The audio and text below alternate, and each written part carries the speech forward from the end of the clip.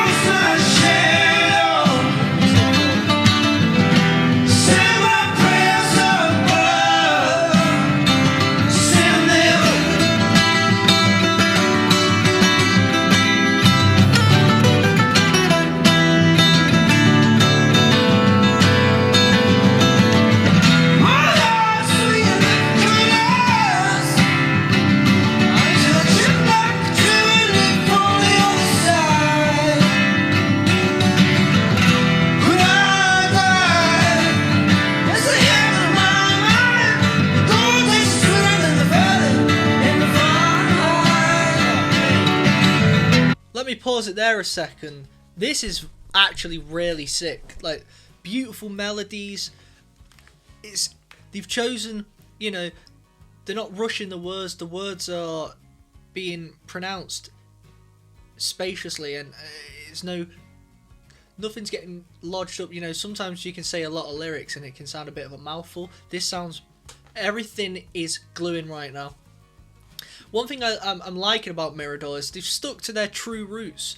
I read a comment, somebody said it just sounds like Greta Van Fleet with a new singer. Is that an issue? Because I love Greta Van Fleet, and if you want to give me more of that kind of music with a new singer that's correlated or related to Greta Van Fleet, then let's go. That's a good thing, let's go. This... it makes me question, actually, why Jake has never sang in Greta Van Fleet. But then, on the contrary, I kind of understand because, he plays a lot of guitar in that band, and that's his main focus. So, I kind of like how he's made this a side project. Keep Greta Van Fleet as it is, and then do your own thing on the sidelines. It's best of both worlds for us, isn't it? More Mirador, more Greta Van Fleet, let's go.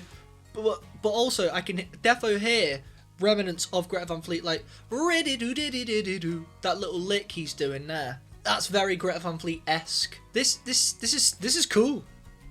And the other singer from Ida May, quality voice. I see why Jake's defo gone with him, because I've seen a few interviews with that guy, and he's sick on guitar as well. He can shred. Don't get that twisted. Nice harmonies as well.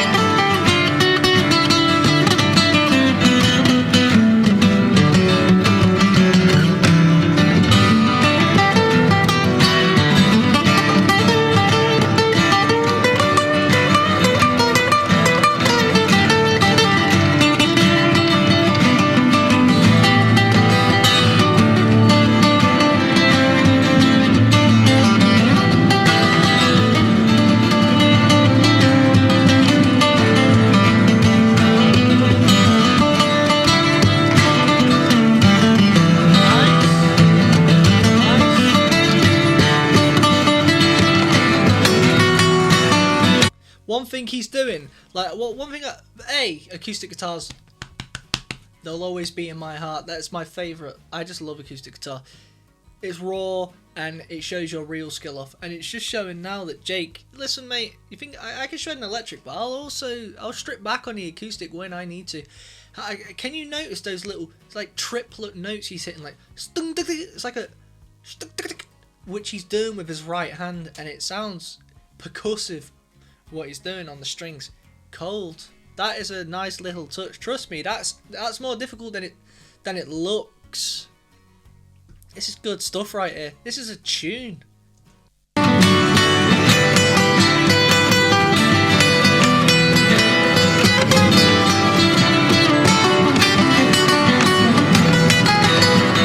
And sure, he's messing up here and there. He's hitting notes that aren't in the key, but who cares? It's rock and roll, and the fact that they've kept it in is cool.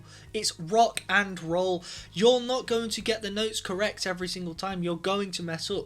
If you're going to get every single note pitch perfect, you're a robot. And listen, you can do it. There's guitarists out there who do it, and there's nothing wrong with it. But to me, character is all about little bum notes and stuff, and I like them. I like it. It makes it feel raw and live, and that's what happens. You know what I mean? You ain't gonna always get it right. No one perfect out here.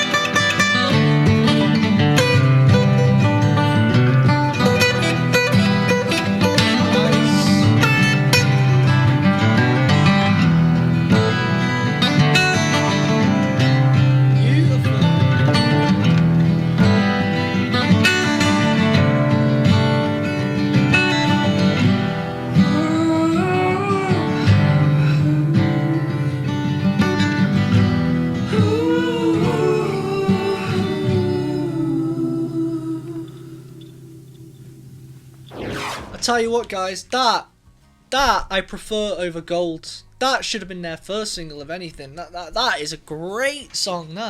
That'll be getting added to my playlist. You know what's good about both being able to play lead guitar? The rhythm sections always sound better because they add the flicks and flutters to the notes. They add the add-ons. They don't just keep it so solid in the structure. It makes it sound more loose, and that's why the Rolling Stones. If you listen to the Rolling Stones, their music is very loose, and it's not robotic by any means, and it's quite sloppy, but in a good way, because Keith likes to play a bit of lead here and there. Not the best lead guitarist in the world, but he does bits.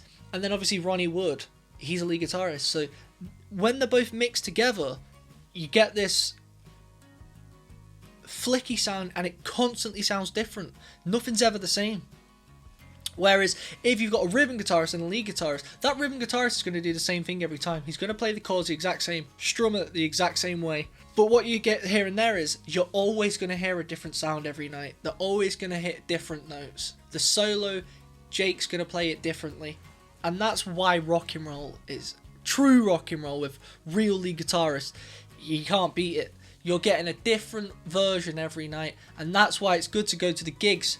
But at the same time, it's catch-22, you're going to miss out because when you don't go to the gig that's 2 hours up the road, they're going to do something that night that you wish you'd have seen.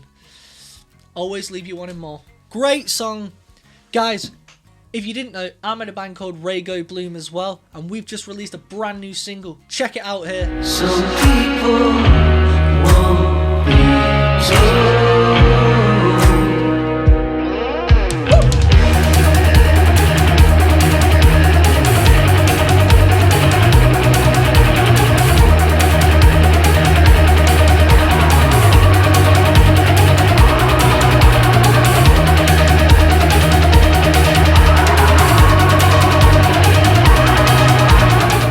The full thing, I've left it pinned below.